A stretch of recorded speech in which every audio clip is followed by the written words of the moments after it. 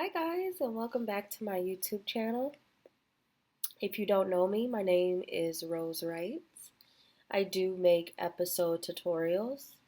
I've also been dipping my foot into some type of anti-MLM content as well. I'm also planning on expanding my content and doing different type of content as well. If something like that interests you, please don't hesitate to hit the subscribe button. Also, leave a like if you like this video. If you have any questions, leave a comment down below and I'll do my best to answer it. I do recommend that if you have any questions or about your script and you need some one-on-one help, shoot me a message on my Instagram. It's a lot better for me to direct.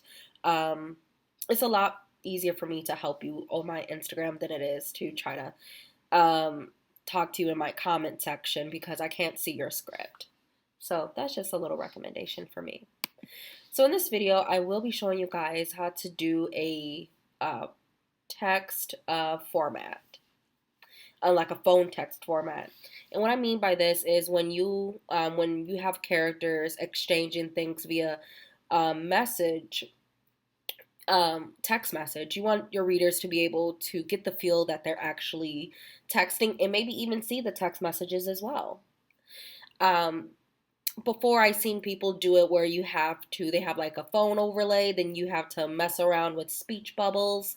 And although that does work, it is very time consuming, and I just think this is a lot better, and you actually, I feel like it actually engages the reader and it makes it look like they're actually texting and you got to actually see the exchange between the characters. I'm going to show you how to do that. So I'm first going to set my background and set my scene on how I want it to look. Okay, I set my scene. And now I'm going to show you how to do this phone text format. So the first thing you want to do when doing this format, you have to actually put in set format phone text.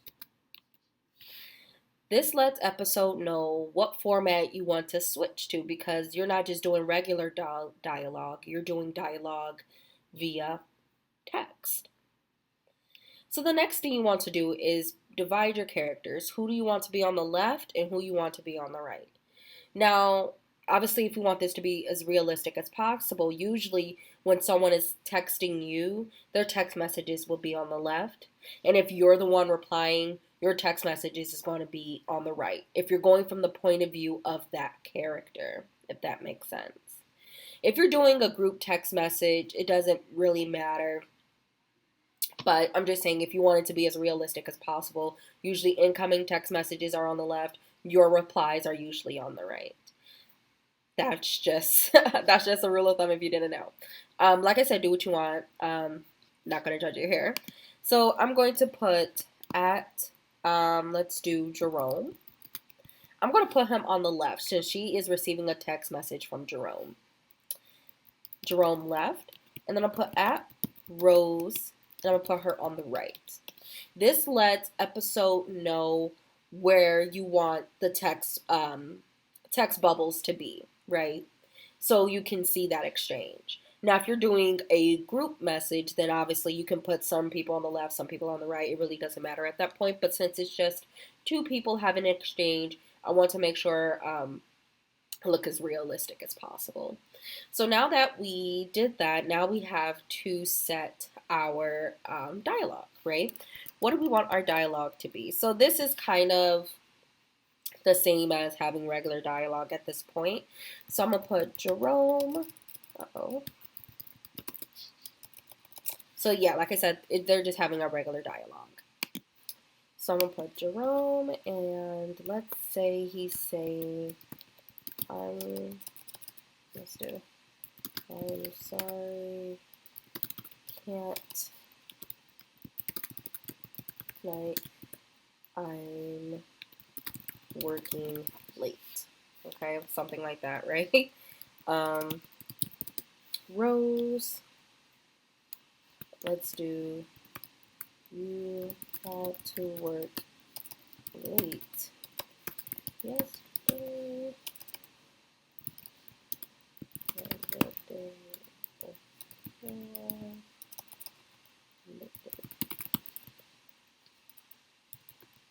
Okay, I'm gonna have Jerome.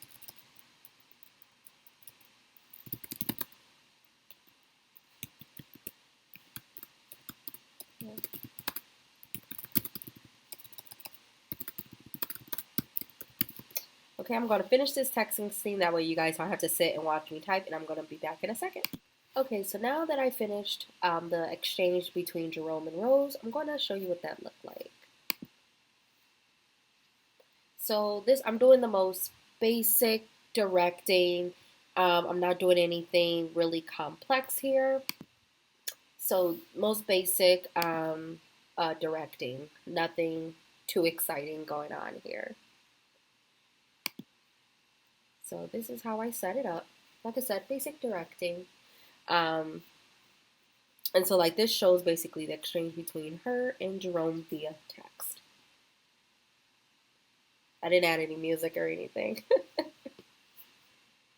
So as you can see Jerome is on the left like I wanted him to be. And the reason why this is the background, this is the background that I initially chose. You can choose a different background if that's what you want to do. Obviously, it's definitely up to you. I just decided to keep it the same. So it says, I'm sorry, can't make it tonight. I'm working late. You had to work late yesterday and the night before and the day before that. Jerome says, I'm not in the mood to argue. I'm set up working. Rose says, okay. You know, very simple. If you want to have a longer exchange, that's totally up to you.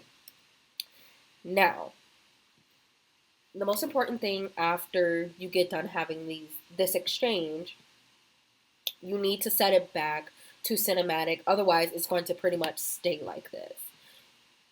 You have to set the format back to how it was. So then I'm going to say set format, and I'm going to put cinematic. So as I was saying, after you have to put set format back to cinematic. Um, so the reason why you do that is because if you don't, it's going to kind of stay in like this the texting format, I guess you could say. And so also just to be aware that after you set it back to cinematic, if you're using Spotlight, I know it's not a totally popular one at this moment, like Limelight, but if you're using Spotlight, you do have to put set format Spotlight instead of cinematic, because they're different. So after you set format to cinematic, you do have to um, redo your scene. You can just copy and paste how you had it before, you put into the phone thing. But after you do put it in cinematic, you do need to recreate that screen. And so that's kind of what I did here. I just had her pretty much crying because of the text message. You can obviously do what you want. Um, and so I hope that helped. And like I said, this is very easy, and like I do believe that this text exchange look very realistic, in my opinion. It does.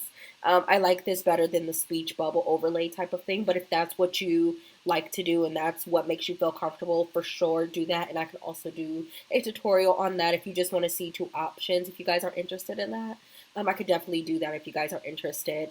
But just let me know in the comment section down below if you are interested in that type of thing. So in this next part of the tutorial, I will be showing you guys how to use music or a sound. Obviously, it does seem like it's pretty basic, but I will also show you how to fade out music as well. So that way it can kind of blend out and then you can turn it off. That way, rather than just a complete halt, it just makes it sound better. But obviously, if you like the other option better, you can obviously do that. So the first thing I'm going to do is putting my music. And so to do that, you just enter in music. And so it will be right here under sounds. They have a variety of different things, but to make it easier, I just type in music. So after I found a song that I like, which again you can find here on Sounds, they have a variety of different things, airplane, whatever. That's for like couple second sound effects. But if you're looking for music, you can just type in music and then it will give you like a bunch of different songs or things that will match the scene for you. I just put in emo guitar, and so this is going to sound very confusing, so just stick with me here. So when trying to fade out music, right, the volume level goes from 0 to 100. 100 being the loudest that it can go, 0 being obviously being completely cut off. So when you want that music to fade, you got to kind of go from um, 100 to 0. Or you can do um, like I did here. So I put volume music, which is 0. I want it at 0, which means I want it to completely cut off. But I want that done in 4,000, aka 4 seconds. So according to episode, the time is in milliseconds. So 1,000 milliseconds equals 1 second. I hope that makes sense. 1,000 milliseconds equals 1 second. So you wouldn't be volume music 0, 1. It'll be volume music 0, 1,000 if you wanted to cut off in 1 second. Since I want my music to shut off within about 4 seconds, I put 4,000. I hope that makes sense. So when you're talking and referencing to you wanting the volume of music to change, you're going to have to put volume music. Don't just put volume and don't just put music. Put volume music so episode know what you're talking about. And then if you want it to go to 0, you just put 0 and then the number of seconds you want it to get to 0. I hope that makes sense. Or if you wanted to go from no music at all to loud music, then you would put volume music. You'll put 100 and let's put 6,000. Uh-oh, I don't know why that put that there. 6,000. This right here tells episode I want the music to go really loud in 6 seconds. So that's good for when you want to fade in music. I would put this at the top here that I want the music to be to gradually get loud when I'm transitioning in or fading into a scene. This is good especially for like music scenes or maybe a romantic scene you want to kind of ease the reader into some music versus just having loud music playing. If you want that advanced directing and it's good for that. But also a reminder that since we're shutting off the music, sorry, that was pretty loud. My mouth is dry, I'm sorry. um, since we're going to 0 music, you're going to have to cut that music back up, right?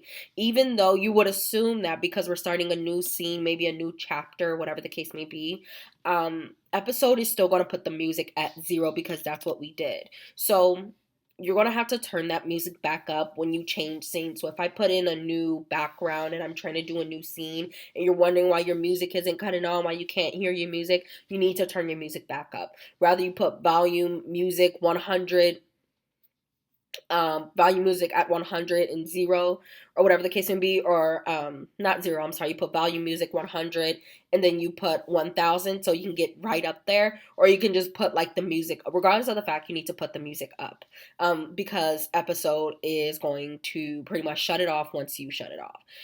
So that's the kind of tricky part about it, is if you're going to turn the music down or turn it off because you're trying to fade it out, you got to remember to fade it back in or turn it back on. Otherwise, you will not hear your music. So that's a rule of thumb there. I'm going to show you what that looks like. So like I said, I'm using the same scene I used in my previous example.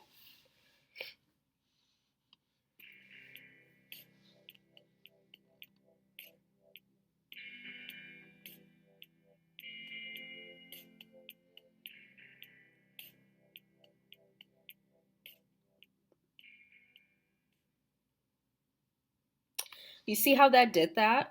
Once it was, I put volume music 0 to 4,000, and as it was fading out, my transition was fading out as well because I put my fade out black in 5. So that as my music is fading out, my scene is also fading out, and it just gives it a nice just transition, if that makes sense. It's just a nice, beautiful transition versus just shutting the music off, just fading it in and fading it out. Just, I think it just makes it beautiful, especially if you're doing something romantic or even something sad. You want the feelings to kind of go with the music, if that makes sense. But again, I'm going to reiterate this because I think I'm going to get comments like this where people are like, oh, my music is not turning back on. Make sure you turn your music back on, put the volume back at 100 or however much. So that way you can hear your music, or if you want to fade in your music, like I said, there is a type of code for that. So like I said, you would put your music is again from 0 to 100, which is right here. I put it at 0, and again the time is in milliseconds. So 1 second is 1,000 milliseconds. So if you put you want your music to fade out to 0 in 4 seconds or 5 seconds, you'll put 4,000 or 5,000, not 4 or 5, because we're doing time in milliseconds. And if you want your music to be loud, I will put, or if I wanted to fade it back in, I'll put volume music 100 in 6,000, like I did in that previous example. I'm telling episode I want my music to be the loudest it can go in 6 seconds, and then you can also do your transition, like transition fade in black, so that way as your scene is coming in, your music is coming in, and they're both fading in, and it gives a nice seamless scene, and it gives very much advanced directing feel. And I hope that just makes sense to you guys. I know episode it can be very confusing, but I think that's just a nice rule of thumb to go by if you want to fade in your music. If you're not interested in none of that, then don't worry about it. But I think this is very interesting, especially if you want that advanced directing feel. I hope all of this makes sense to you guys, and I hope you enjoyed this tutorial. If you have any other questions or your episode questions, please leave them down in the comment section. I'm more than happy to help in any way that I can. Until next time, goodbye, guys.